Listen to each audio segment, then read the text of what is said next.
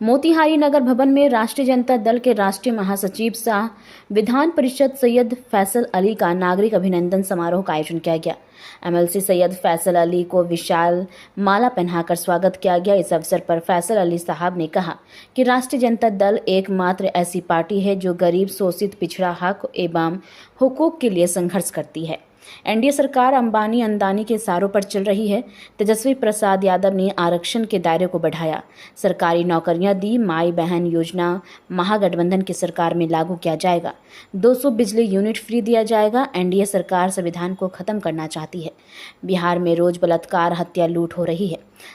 अफसरशाही चरम सीमा पर है। चंपारण मेरा हमेशा से कर्म भूमि रहा है। आज सम्मान जो चंपारण वासी ने दिया है उसे भुलाया नहीं जा सकता।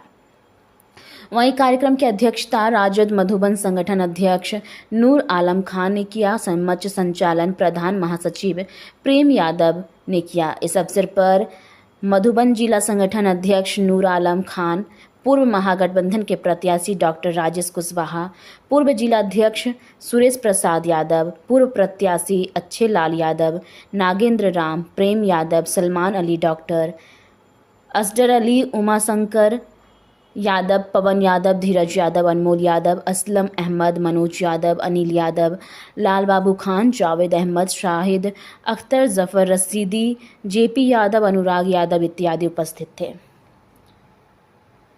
यादव जी पूरे गांव शहर घूम रहे हैं, जनसंवाद का कार्यक्रम कर रहे हैं, तो माई बहन योजना के बारे में चर्चा कर रहे हैं।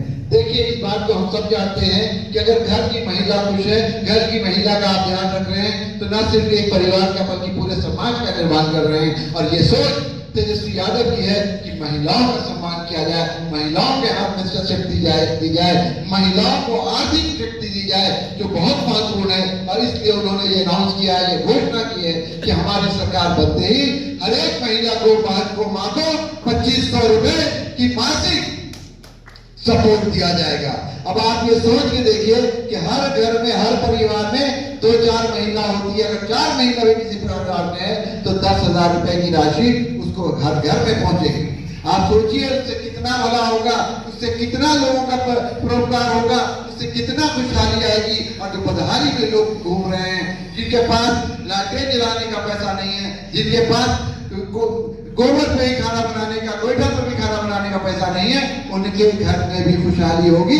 इसीलिए हम कहते हैं कि तेजस्वी यादव यानी जन सरोकार का नेता, तेजस्वी यादव यानी जन सरोकार की सरकार। और ये जो भी मनुवादी सरकार है वो आपकी नहीं सोचती है, वो सोचती है अंबानी की, अडानी की और मनुवादियों की, जो ये चाहते हैं कि पूरे देश को एक रंग में, भगवा रंग में रंग दिया जाए और हिंदू मुसलमान करवा करके पूरे देश को, समाज को विक्टर की कगार पे लाया जाए और पूरे देश में किसी न किसी तरह का गृह युद्ध छेड़ दिया जाए।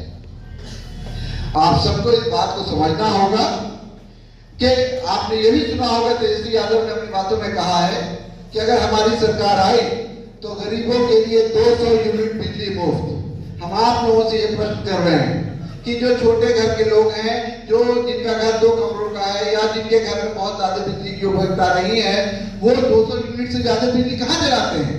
यानी कि बिहार की एक बड़ी आबादी, बिहार की 2/3 से ज्यादा आबादी के लिए बिजली मुफ्त हो जाएगी। ये मामूली बात आप समझ रहे हैं। आज हम लोग किस चीज में त्रस्त हैं? बिजली का बिल देने, स्कूल की फीस देने, स्कूल को, शिक्षा को लेकर के भी उनकी अपनी सोच है कि हर जिले में, हर प्रखंड में, हर पंचायत में ऐसे स्कूल को और बढ़ाया जाए ताकि लोग जो शिक्षा नहीं पा रहे हैं या उनके पास वैसा इंसेंटिव नहीं है जो स्कूल तक अपने बच्चों को भेजें, उनको अपने बच्चों को स्कूल तक पहुंचाने और भेजने की व्यवस्था की जाए। याद रखिएगा, 21वीं सदी के भारत में अगर शिक्षा नहीं है तो अधिकार है, और शिक्षा ही आपका सबसे बड़ा हथियार है। आपको शिक्षा से वंचित करने के लिए मैं बहुत अदब और एहतराम से आप लोगों से, बहुत अनन्य विनय के साथ ये बात कहना चाह रहा हूं कि आप लोग जो बहुत बड़ी आबादी है बिहार और देश का, वो शिक्षा से दूर रहें। इसकी सुनियोजित साजिश होती है, षड्यंत्र होता है।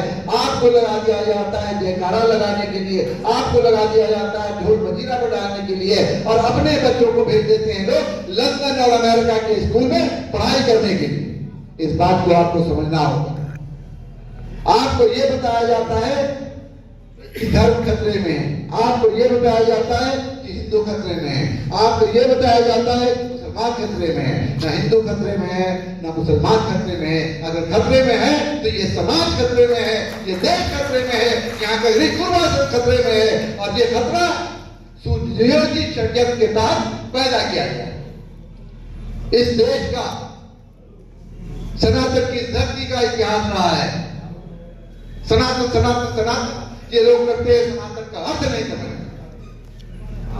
सब बहुत सद्भाव की भावना होनी चाहिए यहाँ पे, अतिथि देवो भव की भावना होनी चाहिए यहाँ पे, यहाँ पर मिलजुल के रहने की भावना होनी चाहिए सनातन का ये।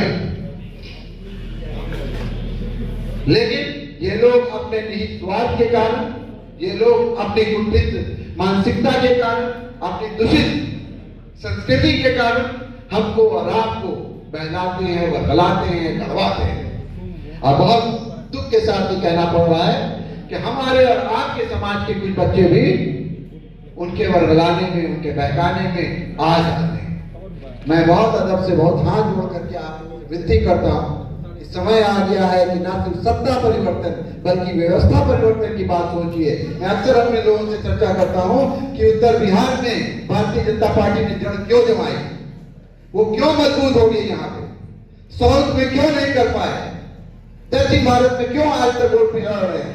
सिर्फ एक कारण है, शिक्षा। वहां पे शिक्षा बहुत अच्छी है, हमारे यहाँ शिक्षा की कमी है। दूसरी बात कि उन इलाकों में आप जाइएगा तो भारत में जितने भी सामाजिक सुधार के आंदोलन हुए हैं वो उन्हीं इलाकों में हुए हैं। चाहे वो पेरियार का आंदोलन हो, चाहे गौरी अम्मा का आंदोलन हो, चाहे ज्योतिबाई फुले का आंदोलन हो, जितने भी आंदोलन हुए हैं समाज सुधार के, वो उन्हीं इलाकों में ज्यादा हुए हैं। हम लोगों ने सत्ता यहाँ जरूर पाई, सत्ता पे हम जरूर काबिज हुए, लेकिन सुनियोजित तरीके से, सुव्यवस्थित तरीके से समाज में जागृति लाने में हम कहीं ना कहीं पिछड़ गए। और यही कारण है कि आज पिछड़ा दलित, अति पिछड़ा का बच्चा भी कहीं ना कहीं वो झंडा ढोना शुरू कर दिया है।